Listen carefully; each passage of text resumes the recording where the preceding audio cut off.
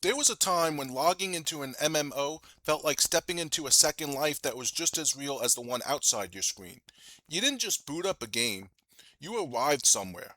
There were familiar names in chat, a guild that depended on you, routines that grounded your day, and a sense that no matter what else was going on, this world would still be there waiting. But in 2026, loving MMOs feels very different. It feels like holding on to something that keeps slipping through your fingers. It feels like frustration when a game you care about makes choices you can't defend anymore. It feels like grief when a world that once meant everything slowly becomes unrecognizable. And more often than not, it ends with something that used to be unthinkable for MMO players moving on. Modern MMOs don't usually collapse in dramatic fashion. They don't explode overnight or vanish without warning. Instead, they erode. It starts with optimism. A new expansion gets announced, developers promise they've listened, roadmaps are shared, and for a moment, you feel that spark again. You convince yourself that this time things will be different. Then the update arrives, and it's good, but not quite enough. Systems feel stretched thin, content is consumed faster than it's produced, and what was marketed as a bold new direction ends up feeling like a cautious step forward. Weeks pass, then months, and the gaps between meaningful updates grow wider. You log in out of habit rather than excitement, telling yourself you'll have more fun once you get into it. But deep down, you know something has changed. That slow realization that you're no longer playing because you love it, but because you're used to it, is where the frustration really sets in. MMOs just don't let players down. They exhaust them over time until the connection weakens on its own.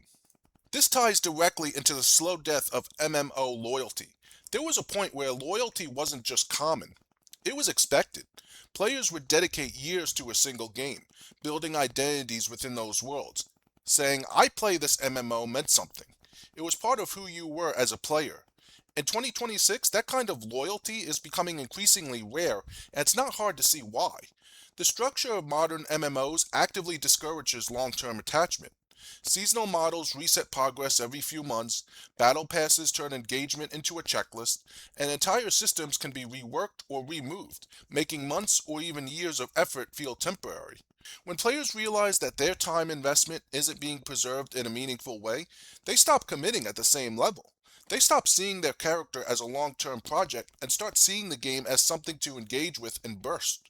Loyalty doesn't disappear all at once. It fades, replaced by a more transactional relationship where players give their time only as long as they feel adequately rewarded in the moment.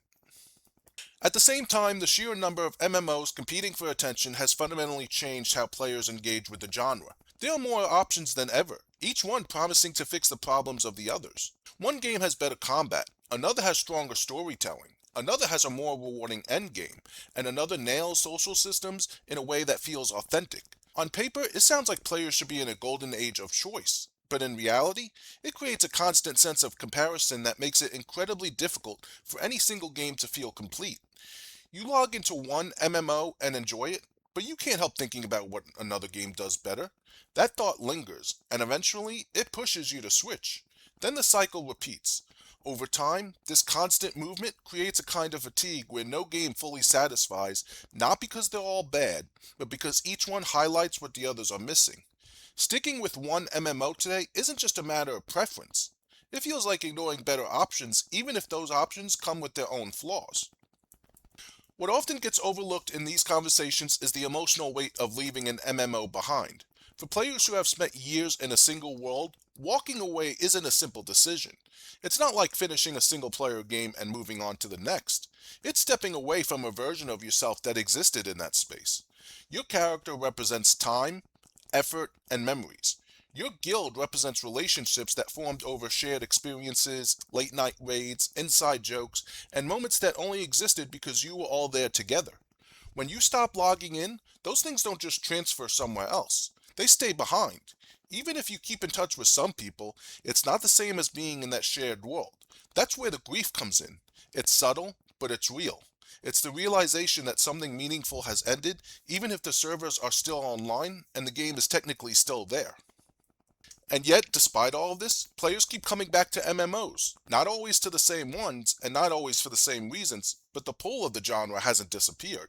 If anything, it's become more complicated. People aren't necessarily looking for a forever game anymore, even if part of them still wants one. Instead, they're looking for moments. Periods of time where a game clicks, where the systems align just right, where the community feels alive, and where logging in feels exciting again. Maybe that's the shift that defines MMOs in 2026. They're no longer permanent homes for most players. They're places you spend time in, knowing that eventually you'll move on. And while that might sound like a loss, it opens the door to experiencing more worlds, more stories, and more communities than ever before. The challenge is adjusting expectations. Holding on to the idea that one MMO should meet every need for years on end sets players up for disappointment in the current landscape. But approaching MMOs as evolving experiences, ones that you can fully enjoy without needing them to last forever, changes the way those experiences feel. It makes it easier to appreciate what a game does well while it's doing it, rather than focusing entirely on what it might become or what it's missing.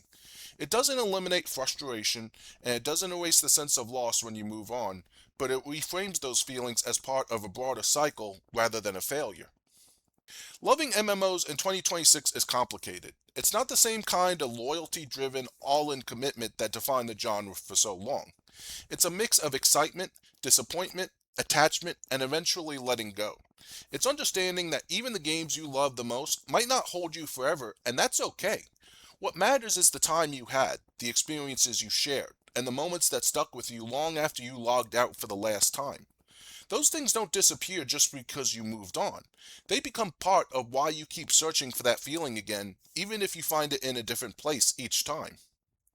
If this is something you've experienced, if you've ever had to walk away from an MMO that meant a lot to you, I'd really like to hear about it. What game was it, and what finally made you decide it was time to move on? And if you enjoyed this video and it resonated with you, give it a thumbs up, subscribe to the channel, and ring that notification bell so you don't miss any future uploads. If you want to go even deeper, check out my Patreon, where my latest exclusive is a look at the rise of subscription gaming and its hidden cost.